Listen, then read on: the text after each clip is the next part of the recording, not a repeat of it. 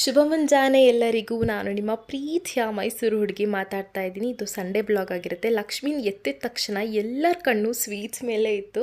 ನಂತರ ಸ್ವೀಟ್ಸ್ ಎಲ್ಲ ತಿಂದು ನಾನು ನನ್ನ ತಂಗಿನ ರೇಗಿಸೋದು ಅಂದರೆ ನನಗೆ ತುಂಬ ಇಷ್ಟ. ಅದರಲ್ಲೂ ಮನೆಯವರೆಲ್ಲ ಸಪೋರ್ಟ್ ಮಾಡ್ತಿದ್ದಾರೆ ಅಂದರೆ ಇನ್ನು ಕೇಳಬೇಕಾ, ಚೆನ್ನಾಗಿ ರೇಗಿಸಿ ಮಜಾ ಮಾಡಿದ್ವಿ. ಎಲ್ಲರೂ ರೆಡಿಯಾಗಿ ದೇವಸ್ಥಾನಕ್ಕೆ ಹೋಗೋಣ ಅಂತ ಹೋಗ್ತಾ ಇದ್ವಿ. ಹೋಗ್ತಾ ಹೋಗ್ತಾ ಸ್ವಲ್ಪ ಇದ್ದಿದ್ದ ಮಳೆ ನೋಡ್ತಾ ನೋಡ್ತಾ ತುಂಬಾ ಜೋರಾಗೋಯ್ತು. ಅಯ್ಯೋ ಇನ್ನೇನು ಬೆಟ್ಟ ಹತ್ತಕ್ಕಾಗಲ್ಲ ಅಂತ ಹೇಳಿ ವಾಪಸ್ ಹೊರಟ್ವಿ. ಬಟ್ ಹೋಗಬೇಕಾದ್ರೆ ದಾರಿಲೇ ಗಾಡಿಗಳನ್ನ ನಿಲ್ಲಿಸಿದ್ರು. ನನ್ನ ತಮ್ಮ ಇಳಿದು ಎಲ್ಲ ಗಾಡಿಗಳನ್ನ ಸೈಡಿಗೆ ಹಾಕಿ ಮತ್ತೆ ಹೊರಟ್ವಿ.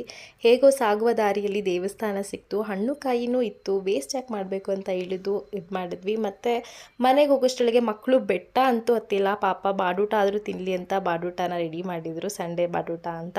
ದೊಡ್ಡವ್ರು ಯಾರೂ ತಿನ್ನಲ್ಲ, ಯಾಕಂದರೆ ಶ್ರಾವಣ. ಸೊ ನಾವು ಮಕ್ಕಳು ಚೆನ್ನಾಗಿ ತಿಂದ್ವಿ. ತಿಂದಿದ ತಕ್ಷಣ ನಮ್ಮ ಮನೇಲಿ ತಡ ಆಗುತ್ತೆ, ಬೇಗ ಬೇಗ ರೆಡಿಯಾಗಿ ನೀನು ಬೆಂಗಳೂರು ತನಕ ಹೋಗಬೇಕು ಅಂತ ರೆಡಿ ಮಾಡಿಸಿದ್ರು. ನಂತರ ಹೊರಟೆ. ಇವತ್ತಿನ ವ್ಲಾಗ್ ಇಷ್ಟೇ, ಮತ್ತೆ ನಾಳೆ ಸಿಗ್ತೀನಿ. ಅಲ್ಲಿವರೆಗೂ ಶುಭರಾತ್ರಿ.